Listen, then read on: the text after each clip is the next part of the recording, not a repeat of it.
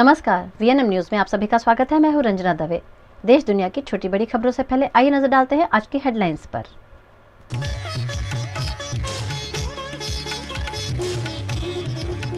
वडोदरा के Sterling hospital में पहला एबीओ किडनी ट्रांसप्लांट, 2 अलग ब्लड ग्रुप वाली किडनी का प्रत्यारोपण।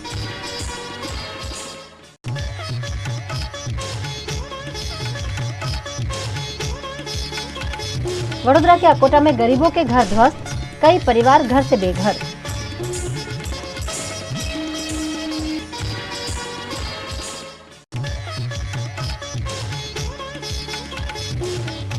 और वडोदरा में अन्य राज्यों से पहुंच रहा है मिलावटी पनीर, बाहर का पनीर खाने से हो सकता है नुकसान।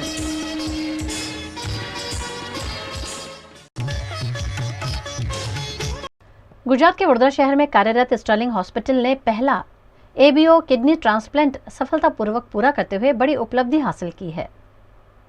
वडोदरा के स्टर्लिंग हॉस्पिटल में ए नेगेटिव ब्लड ग्रुप वाले पेशेंट को बी नेगेटिव ब्लड ग्रुप वाली किडनी उनकी माता से मिली थी। इस किडनी का सफल ट्रांसप्लांटेशन स्टर्लिंग हॉस्पिटल के विशेषज्ञ डॉक्टर्स द्वारा किया गया है, जो स्टर्लिंग हॉस्पिटल का पहला एबीओ इनकॉम्पैटिबल किडनी ट्रांसप्लांट बन गया है। मेरा जो ट्रांसप्लांट जो है ये स्टर्लिंग हॉस्पिटल में जो किया गया जो है। मेरा जो ब्लड ग्रुप था जो है ए नेगेटिव था, मम्मी का बी पॉजिटिव था जो है।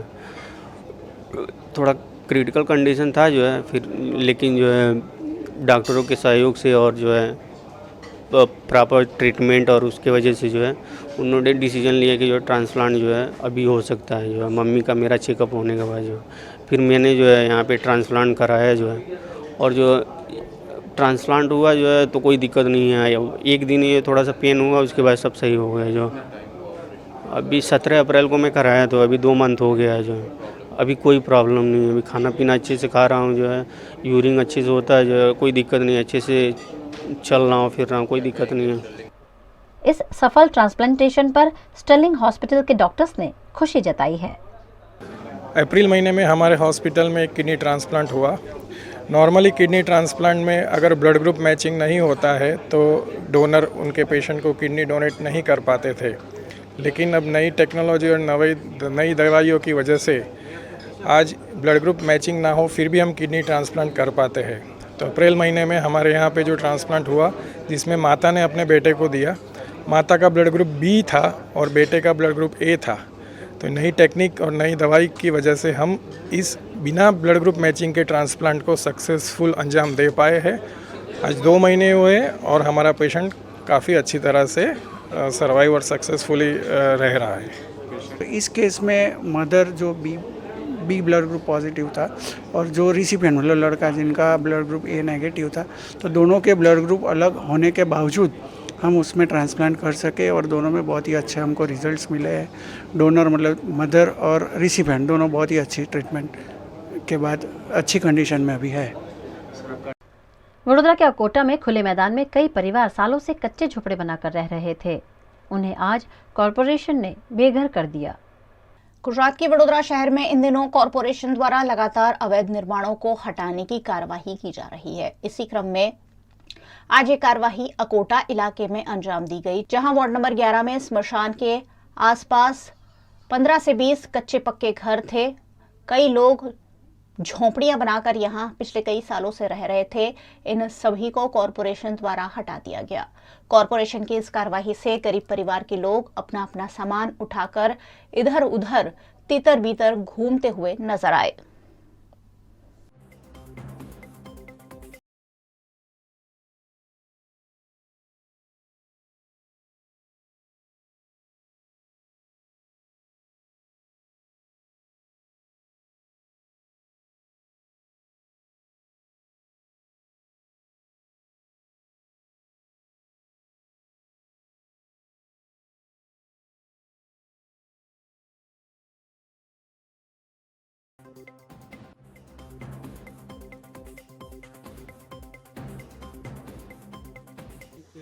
અકોટા સ્મશાન છે, ટાઉનશીપમાં સામે રહીએ છીએ। હવે નાના નાના બચ્ચા છે અમારા, અમે સામાન્ય મોસમ છે વરસાદનો, અમે જઈશું કઈ નાના નાના બાળક મિલીને અમે સામાન અમારો રહેવા માટે કઈ સુવિધા કરો। અમે જઈએ કઈ ચોમાસાનો સમય છે કઈ જઈશું અમે આટલી પરિવાર લેકે નોટિસ આપવા આવી હતી પણ અમારે કોઈ આ વરસાદનો મોસમ હતો એકલા માટે અમે કઈ જઈએ. આજ રોજ આકોટાના માળી સમાજના સ્મશાન ભૂમિ પર જે ગેરકાયદેસર દબાણ છે 7 થી 8 ઝૂંપડા તેને દૂર કરવાની કામગીરી થઈ રહી છે અને તેમાં આ લોકોનો બી સહકાર છે, સાથે સાથ આપી રહ્યા છે. અને બીજું આપણી સાથે પોલીસ સ્ટાફ છે, ગોત્રી પોલીસ સ્ટાફ છે, પ્લસ ફાયર બ્રિગેડની ટીમ છે, જીબીનો સ્ટાફ છે અને ટીપીનો સ્ટાફ છે અને જે આપણે દવાન શાખાની ટીમ છે એ સાથે મળીને કામગીરી કરી રહી છે. गुजरात के वडोदरा शहर में वडोदरा डेयरी मैन्युफैक्चरर्स और ट्रेडर्स एसोसिएशन द्वारा मिलावटी पनीर पर जागरूकता लाने पत्रकार परिषद का आयोजन किया गया।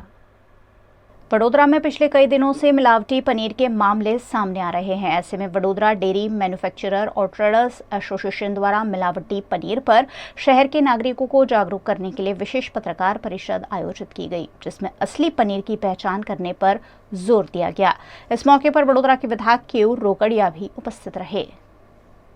वडोदरा डेयरी मैन्युफैक्चरर અને ટ્રેડર એસોસિએશન દ્વારા પનીર અંગે જાગૃતતા લાવવા માટે જે આ એક મિટિંગનું આયોજન કરવામાં આવ્યું છે એમાં તમામ ડેરી પ્રોડક્ટ્સના મેન્યુફેક્ચરર જે વડોદરા અને લોકલ લેવલના છે એમના દ્વારા જે આ મિટિંગ રાખવામાં આવી હતી એની પાછળનો મુખ્ય આશય જે ભેળસેળવાળું પનીર શહેરની અંદર આવતું હોય અથવા તો જે પનીર આરોગ્ય માટે જોખમી હોય, મેદસ્વીતાનું જે પનીર કારણ બનતું હોય છે, આવા ભેળસેળવાળું પનીર વડોદરા શહેરની બહારથી આવતું હોય તો તેની પર ચેકિંગ આવે અને વડોદરા શહેરને સારું પનીર મળે એના માટે એમને આ મિટિંગ બોલાવી હતી. મેં એમને આશ્વસ્ત કર્યા છે કે આપના માધ્યમથી જે રીતે આપની રજૂઆત છે તેના માધ્યમથી યોગ્ય સ્તર પર સરકારમાં રજૂઆત કરીને ફૂડ વિભાગની અંદર ફૂડ એન્ડ ડ્રગ વિભાગનું ચેકિંગ પણ થાય અને વડોદરા શહેરમાં વેચાતું પછી એ લોકલનું હોય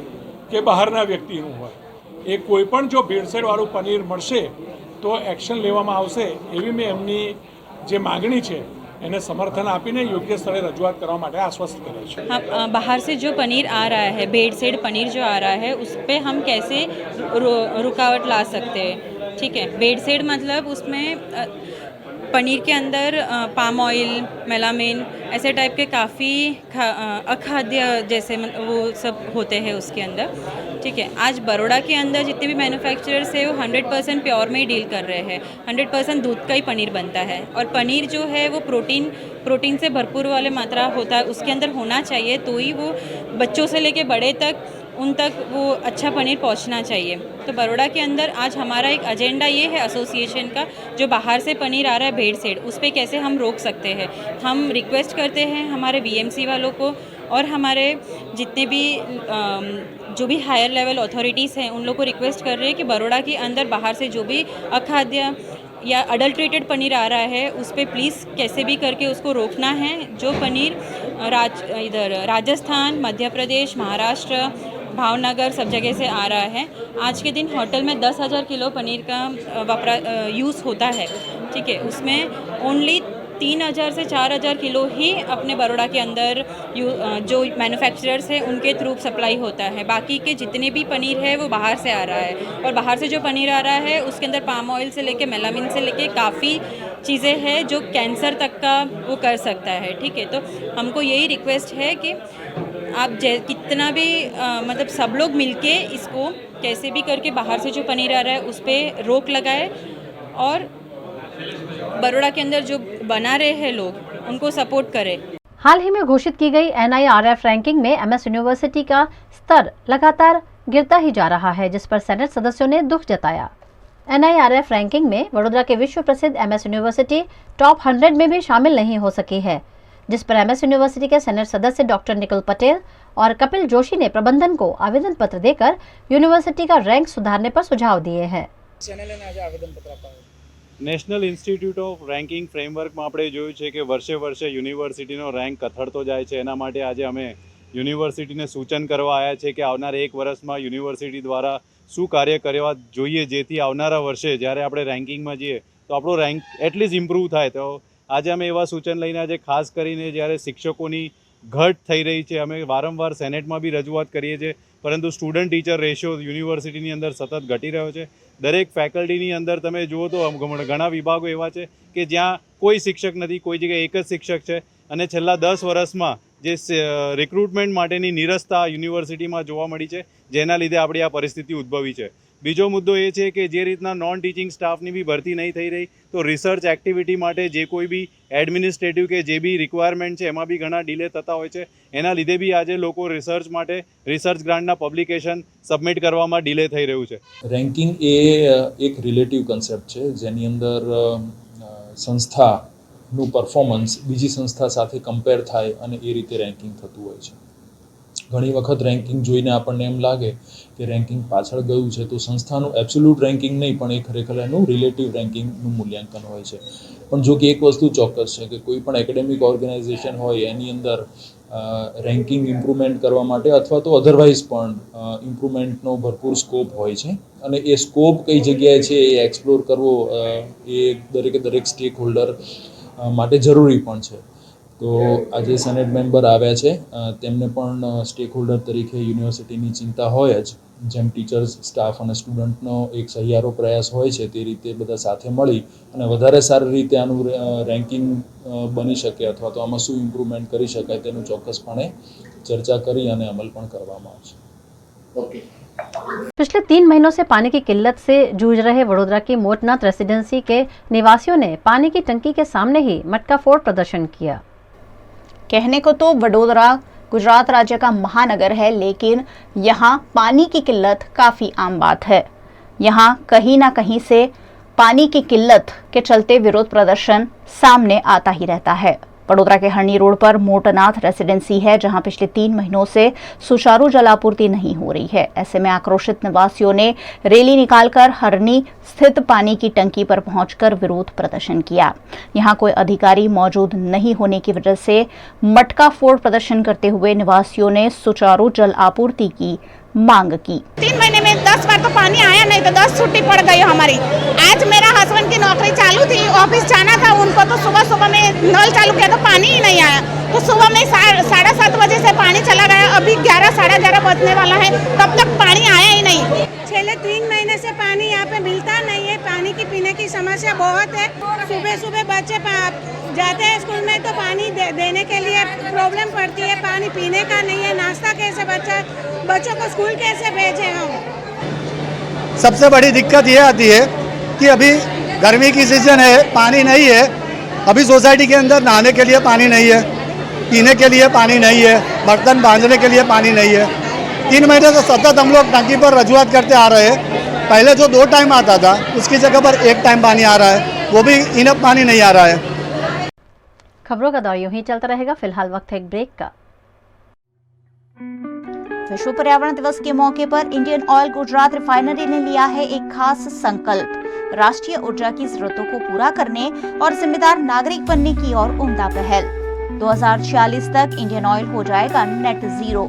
2046 तक शुद्ध शून्य कार्बन उत्सर्जन का लक्ष्य. हरित भविष्य की ओर IOCL की नई शुरुआत.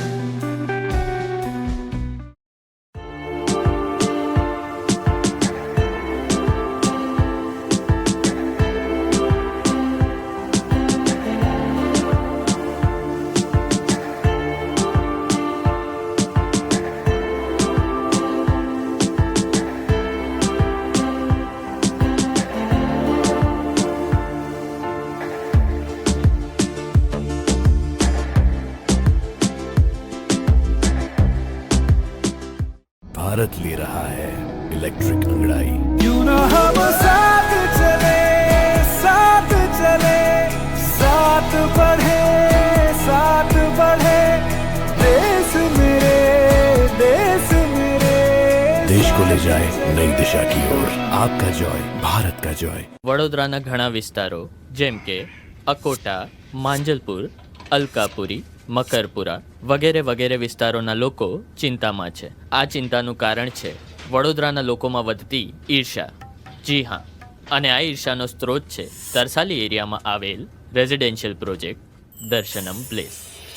ઘણી બધી એમ્યુનિટીઝથી ભરપૂર આ 2 અને 3 BHK પ્રોજેક્ટ બની ગયો છે નવા ઘર શોધવાવાળા લોકો માટે એક અનોખો અવસર.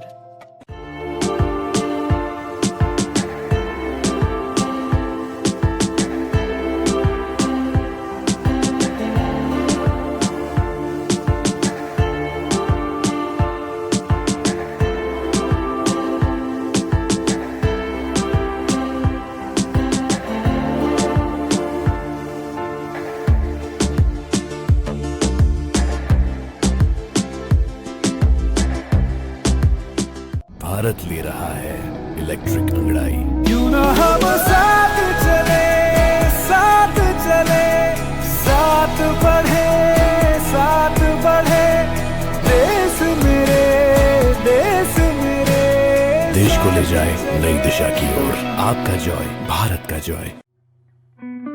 विश्व पर्यावरण दिवस के मौके पर इंडियन ऑयल गुजरात रिफाइनरी ने लिया है एक खास संकल्प. राष्ट्रीय ऊर्जा की जरूरतों को पूरा करने और जिम्मेदार नागरिक बनने की ओर उम्दा पहल. 2046 तक इंडियन ऑयल हो जाएगा नेट जीरो. 2046 तक शुद्ध शून्य कार्बन उत्सर्जन का लक्ष्य. हरित भविष्य की ओर IOCL की नई शुरुआत. मॉनसून नजदीक है और ऐसे में गुजरात के वडोदरा में दक्षिण और पूर्व इलाके में प्री मॉनसून कार्यवाही की समीक्षा की गई. बारिश के मौसम में थोड़ी सी बारिश में भी वडोदरा में जलभराव हो जाता है, जिससे निपटना वडोदरा कॉर्पोरेशन के लिए बड़ी चुनौती बन जाता है. वडोदरा कॉर्पोरेशन इन दिनों प्री मॉनसून कार्यवाही में जुटा हुआ है, जिसका जायजा लेने मेयर नीलेश राठौड़ और पालिका के अन्य अधिकारी तरसाली इलाके में बरसाती कांस के निरीक्षण के लिए पहुंचे और यहां प्री मॉनसून कार्यवाही की समीक्षा की गई. प्री मॉनसून कार्यवाही की समीक्षा के बाद मेयर नीलेश राठौड़ ने कहा कि 80 से 90% कार्यवाही पूरी हो गई है. अब ये कार्यवाही कितनी सफल रहती है ये तो बारिश का मौसम ही बताएगा.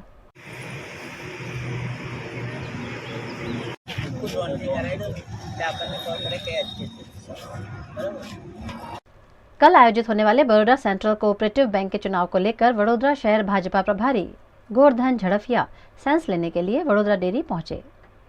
वडोदरा में कल बड़ौदा सेंट्रल कोऑपरेटिव बैंक के चुनाव प्रस्तावित हैं. बैंक के डायरेक्टर के चुनाव के लिए उम्मीदवारों की सेंस लेने के लिए वडोदरा प्रभारी गोवर्धन झड़फिया और प्रदेश उपाध्यक्ष कौशल्या कुंवरबा वडोदरा आए. उन्होंने बड़ौदा डेयरी पहुंचकर उम्मीदवारों की सेंस प्रक्रिया की कार्यवाही पूरी की. बड़ौदा जिला की एक सहकारी संस्था, खेडूतों की संस्था का 2.5 साल के बाद प्रमुख उपप्रमुख का इलेक्शन है. उसका सेंस लेने के लिए डायरेक्टरों का प्रदेश में से हमारा गोवर्धन भाई जड़ेपिया जी उप प्रमुख श्री, कौशल्या कुंवरबा जी ये प्रदेश का उप प्रमुख श्री, सब हमारे डायरेक्टर है. उनका सेंस लेके आज गांधीनगर जाएंगे और प्रदेश प्रमुख को बता के कल इलेक्शन है तो वहाँ से हमारा सहकार सेल का कन्वीनर या तो कोई दूसरा आके वो निकालेंगे और जो भी नाम आएंगे उनको सर्वसम्मति से ये चुनाव बिनहरीफ होने का निश्चित है और बिनहरीफ ही होगा. बड़ौदा डिस्ट्रिक्ट कोऑपरेटिव बैंक का 2.5 साल का जो अवधि है वो पूरा हुआ. तो भारतीय जनता पार्टी की एक सिस्टम है कि पार्टी के कार्यकर्ता बोर्ड के मेंबर वगैरह से बात करके मेरे साथ प्रदेश की उपाध्यक्ष कौशल्या कुंवरबा है, तो हम दोनों इसलिए आए थे. It is a routine process, उसमें कोई नया नहीं है. भारतीय जनता पार्टी सालों से यह प्रक्रिया चाहे चुनाव हो, चाहे पार्लियामेंट का हो, चाहे असेंबली का हो या लोकल इकाई का हो, किसी भी चुनावी प्रक्रिया में भारतीय जनता पार्टी का मैंडेट जो होता है वो प्रदेश की टीम तय करके देती है. It is a routine process, nothing new in that. केंद्र में नरेंद्र मोदी की सरकार ने 9 साल पूर्ण किए हैं. इन 9 सालों की उपलब्धियों से वडोदरा वासियों को अवगत कराने राज्यसभा की सांसद और राष्ट्रीय महिला मोर्चा की महामंत्री इंदुबाला गोस्वामी वडोदरा आई.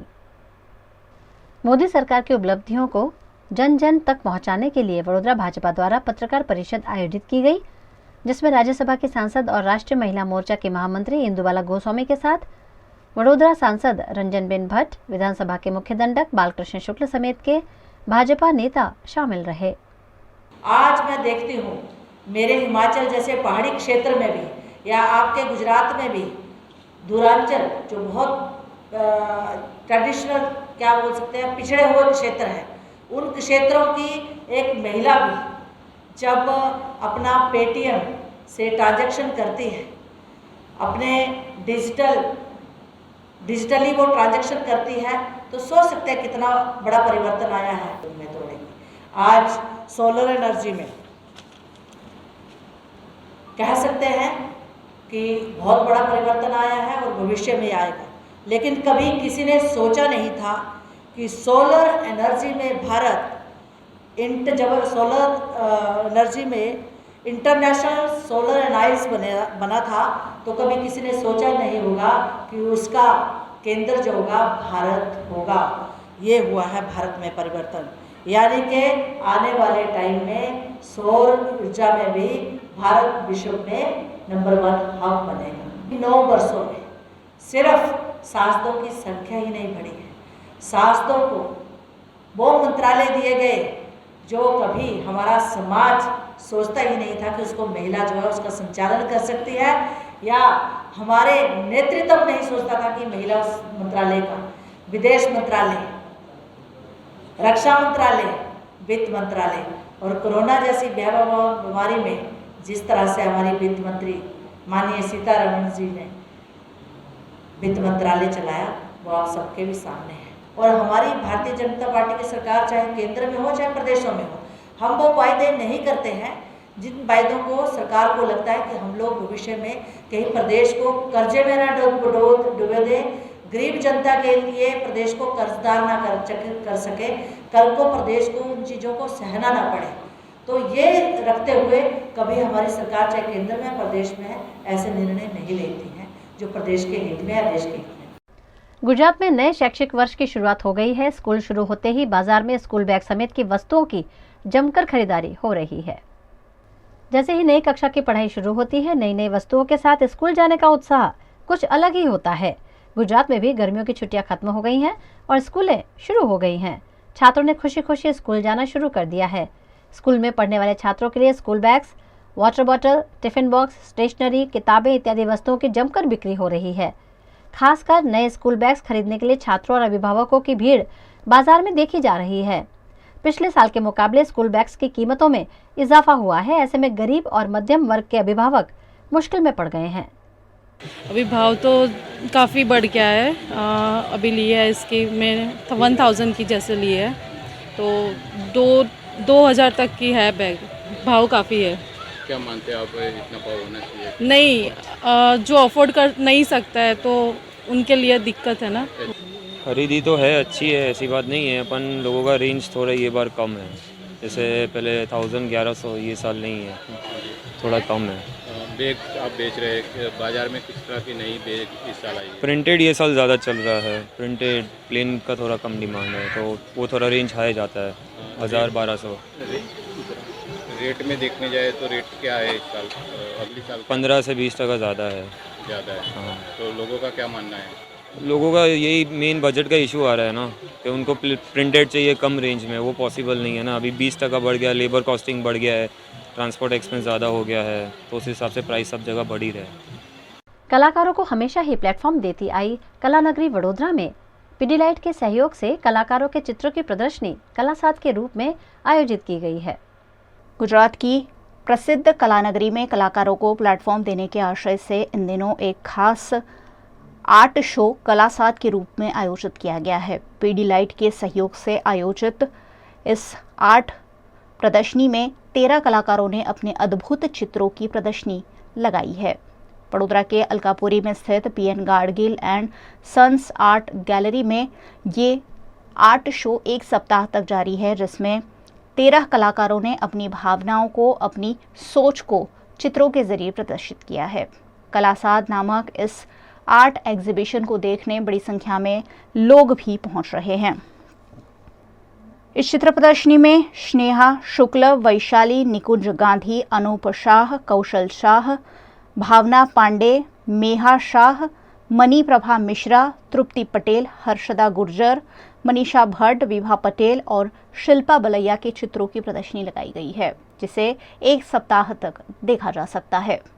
ये जो पेंटिंग का एग्जीबिशन हो रहा है हमारा, एक्चुअली हम लोग आर्टिस्ट को एक अच्छा सा प्लेटफॉर्म मिला है और हमें सपोर्ट किया है पीडीलाइट कंपनी ने, और पीएन गार्जिल जो है वो अपनी आर्ट गैलरी हम लोगों को, आर्टिस्ट लोगों को फ्री में दे रहे हैं, जिससे नया हम लोग आके चल के हम खड़े हो सकते हैं।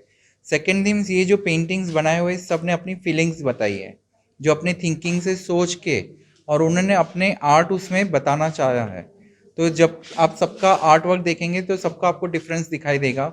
एक्चुअली वो नेचर भी आता है उसके अंदर, और जो आपको अच्छा लगता है वो फील उसमें दिखाया जाता है। तो ये सारा पेंटिंग्स के बारे में आर्टिस्ट अपना कलाकारी दिखाता है। यहाँ पे हम लोग पीडीलाइट से आर्ट टीचर बिलोंग करते हैं हम, जो पीडीलाइट ने हमें थोड़ा सपोर्ट किया है इसमें कि अब आप एक लेवल और आगे जाओ, तो हमने गैलरी का सोचा। यहाँ पे गैलरी भी पीएन गार्जिल वाले हमें फ्री में देते हैं, तो बाकी का जो स्पॉन्सरशिप है वो हमें पीडीलाइट दे रहा है, हमें सपोर्ट कर रहा है अच्छे से। तो हम जितने भी आर्ट टीचर्स हैं पीडीलाइट से जो बिलोंग करते हैं, वो सब ने हमने मिलके सोचा कि कुछ आर्ट वर्क हम मेच्योरली अच्छे से बनाए, नॉट ओनली क्राफ्ट। तो उस वजह से हमने पूरा हमारा आर्ट वर्क रेडी किया। लास्ट 20 डेज से ये सब चल रहा था हमारा। फाइनली हमने आज ये यहाँ पे डिस्प्ले किया, और हमारे इसमें इनॉग्रेशन में पूर्व सांसद है जयाबेन ठक्कर वो आए थे, और पिठोरा आर्टिस्ट हैं जो अभी पद्मश्री अवार्ड मिला है उनको 2023 में, वो आर्टिस्ट के उनके हाथों से ये शो का इनॉग्रेशन हुआ है। और अभी हम टोटल 12 आर्टिस्ट हैं यहाँ पे, जिनका काम यहाँ पे डिस्प्ले हुआ है। गरीब और जरूरतमंद वर्ग के बच्चों को सहायता रूप साबित होने के आशय से वडोदरा के सुभानपुरा में आत्मज्योति आश्रम द्वारा किताबों का वितरण किया गया। गुजरात में गर्मियों के छुट्टियों के बाद नए शैक्षिक वर्ष की शुरुआत हो चुकी है। ऐसे में गरीब और ज़रूरतमंद बच्चों को सहाय रूप साबित होने के लिए हर वर्ष की तरह इस वर्ष भी गुजरात के वडोदरा शहर के सुभानपुरा में स्थित आत्मज्योति आश्रम में किताबों के वितरण का कार्यक्रम आयोजित किया गया, जिसमें ज़रूरतमंद वर्ग के बच्चों को किताबों का वितरण किया गया। बड़ी संख्या में छात्रों ने इस किताब वितरण का लाभ लिया। हर साल आत्मज्योति आश्रम द्वारा इस सामाजिक गतिविधि को अंजाम दिया जाता रहा है, ताकि ज़रूरतमंद बच्चे आसानी से पढ़ाई कर सके। ये जो हमारा ये पुस्तक वितरण का जो कार्यक्रम है, मेन उद्देश्य हमारा यही है कि गरीब वर्ग तक हमारी सहाय जानी चाहिए। और हर एक साल में जून महीने के फर्स्ट संडे ये हमारा कार्यक्रम रहता है। तो जिन लोगों को गरीब वर्ग के जो लोग हैं उसको पता नहीं है, तो हर साल में ये हमारा कार्यक्रम फिक्स है। प्रधानमंत्री नरेंद्र मोदी की डिग्री से जुड़े मामले में आप नेता केजरीवाल और संजय सिंह आज भी अहमदाबाद कोर्ट में पेश नहीं हुए हैं। देश के प्रधानमंत्री नरेंद्र मोदी की डिग्री से जुड़े एक मामले में अहमदाबाद कोर्ट में आज सुनवाई होनी थी, लेकिन दिल्ली के सीएम केजरीवाल और सांसद संजय सिंह दोनों पेशी पर नहीं गए। 23 मई को भी इस मामले में सीएम अरविंद केजरीवाल और आप सांसद संजय सिंह कोर्ट में पेश नहीं हुए थे। इसके बाद कोर्ट ने नया सम्मन जारी करके उन्हें पेश होने के लिए कहा था। दरअसल गुजरात यूनिवर्सिटी ने दोनों नेताओं के खिलाफ मानहानि का केस दर्ज करवाया है। पीएम मोदी की डिग्री से जुड़े इस मामले में केजरीवाल और संजय सिंह पर यूनिवर्सिटी की छवि खराब करने का आरोप है। यूनिवर्सिटी ने दायर याचिका में कहा है कि केजरीवाल और संजय सिंह लगातार संस्था की प्रतिष्ठा पर सवाल उठा रहे हैं। उनको पता है कि पीएम की डिग्री पहले वेबसाइट पर अपलोड की जा चुकी है। इसके बावजूद दोनों नेता कह रहे हैं कि डिग्री न दिखाकर यूनिवर्सिटी सच छिपा रही है, जबकि ऐसा कुछ भी नहीं है। अहमदाबाद की लड़की ने कच्छ के माधापुर के दिलीप आहिर नामक युवक पर दुष्कर्म की गलत शिकायत दर्ज करवाई थी, जिस पर भुज में रैली का आयोजन कर विरोध प्रदर्शन किया गया। गुजरात में अहमदाबाद की एक लड़की ने भुज के रिसोर्ट में उस पर दुष्कर्म हुआ होने की शिकायत दर्ज कराई थी। दुष्कर्म की शिकायत के बाद माधापुर के युवक दिलीप आहिर ने खुदकुशी कर ली थी। इस मामले समस्त आहिर समाज द्वारा योग्य जांच की मांग के साथ कलेक्टर कार्यालय में आवेदन पत्र दिया है। આજે અમારા આહિર સમાજના એક નવજુવાન દિલીપભાઈ ગાગલનું જે હની ટ્રેપમાં ફસાવી અને એક વ્યવસ્થિત ષડયંત્ર રચી અને જેને આપઘાત કરવાની ફરજ પાડવામાં આવી, એને ન્યાય મળે, આહિર સમાજને ન્યાય મળે, એમના પરિવારને ન્યાય મળે, એમના માટે જે અમે આહિર સમાજના એક મોટું અહીંયા કણે સંમેલન રાખવામાં આવ્યું હતું કચ્છ આહિર સમાજના અમારા પ્રમુખ તેજાભાઈ કાનગરના નેતૃત્વમાં, અને ત્યારબાદ અમે રેલી સ્વરૂપે આવી કલેક્ટર સાહેબને આવેદનપત્ર આપ્યું, એસપી સાહેબને આવેદનપત્ર આપ્યું, અને ખાસ કરીને જે આ ષડયંત્રનો ભોગ બન્યો છે, જેમાં કરોડો રૂપિયા માંગવામાં આવેલા હતા, એના ઉપર ખોટો એક રેપ અને બળાત્કાર જેવો ગુનો લગાવવાની કોશિશ કરવામાં આવી અને આ ષડયંત્ર આપણે સૌ જોયું કે જે આરોગ્યમાં પરીક્ષણ કરવામાં આવ્યું એમાં પણ ક્યાંય રેપ બનતો નથી, બળાત્કાર થયો નથી, માત્ર ને માત્ર પૈસા પડાવવાનું એક ષડયંત્ર અને આવું કચ્છમાં અનેક જગ્યાએ બની રહ્યું છે। इस मामले पश्चिम कच्छ के एसपी डॉक्टर करण राज वाघेला ने पत्रकार परिषद का आयोजन कर कहा कि ये दुष्कर्म का नहीं हनी ट्रैप का मामला है जिसमें लड़की लड़के को फंसा रही थी। आ जे महिला है एनी फरियाद रेपनी विथ एट्रोसिटी मुजबनी गुनो दाखल करीने डीवायएसपी SC/ST सेल क्रिश्चियन साहेब आनी तपास करी रह्या हता। प्राथमिक रीते ज आ जे बनाव बन्यो छे एमां जे मरण जनार दिलीप आहेरनुं तात्कालिक एक दिवसे अर्ली मॉर्निंग जे मरण थयुं एना आधारे अमने शंका हती कि आनी अंदर कोई हनी ट्रेपनो एक किस्सो होवानुं अमने शंका हती। जे शंकाना आधारे क्राइम ब्रांचनी टीम, SOGनी टीम, डीवायएसपी क्रिश्चियन साहेबनी टीम, प्रोफेसर DYSP અને ASP તમામ તપાસમાં જોડાયેલા હતા। 2 દિવસની 24 કલાકની મહેનત બાદ અમને લોકોને આ કેસમાં તમામ જે માહિતી છે એ મેળવવામાં સફળતા મળી છે। આ સમગ્ર કિસ્સો હની ટ્રેપનો છે। આ હની ટ્રેપના કિસ્સામાં મુખ્ય જે માસ્ટર માઇન્ડ છે મનીષા ગોસ્વામી છે। જે આ ફરિયાદ આપનાર જે વ્યક્તિ છે દિવ્યા ચૌહાણ, જેણે બળાત્કારની ફરિયાદ આપી હતી, એ દિવ્યા ચૌહાણ પોતાના મિત્ર અજય પ્રજાપતિ અને એનો જે મિત્ર છે અજય પઠાણ એના થ્રુ સીધા જ મનીષા ગોસ્વામીને સંપર્કમાં આવી હતી। મનીષા ગોસ્વામીએ સંપર્ક કરીને એને એક કુવૈતના બિઝનેસમેનને હની ટ્રેપમાં ફસાવવા માટેનો અને 10 કરોડ રૂપિયાની જે ખંડણી માંગવાનો, પૈસા માંગવા માટેનો પ્લાન કર્યો હતો। કુવૈતના બિઝનેસમેનની જે ગુજરાતની વિઝિટ છે કદાચ કેન્સલ થઈ એના કારણે એ લોકોએ પછી આ દિલીપ આહિરને, જે ભુજના રહેવાસી છે, દિલીપ આહિરને ટાર્ગેટ કર્યો હતો। એની તમામ વિગતો, એનું બેંક બેલેન્સ, એની જે પ્રોપર્ટી છે, એનું જે ટોટલ એસેટ છે એની જાણકારી હોવાના કારણે એ લોકોએ દિલીપ આહિરને ટાર્ગેટ કર્યો હતો અને ટાર્ગેટ અનુસંધાને મનીષા ગોસ્વામીએ આ દિવ્યા ચૌહાણ મારફત એની સાથે ચેટિંગને સ્ટાર્ટ કરાવ્યું હતું। ઇનિશિયલ પાર્ટમાં અમને એવું પણ ખબર પડી છે કે મનીષા ગોસ્વામીએ સૌથી પહેલાં એની સાથે ચેટિંગ કરીને એને મિત્રતા કેળવી હતી અને ત્યારબાદ મનીષા ગોસ્વામીએ જે નંબર છે દિવ્યા ચૌહાણને આપીને એની સાથે ચેટિંગ કરાવડાવ્યું હતું। VNM टीवी की खबरें अब आप YouTube, Facebook, Instagram के अलावा OTT प्लेटफॉर्म्स पर भी लाइव देख सकते हैं।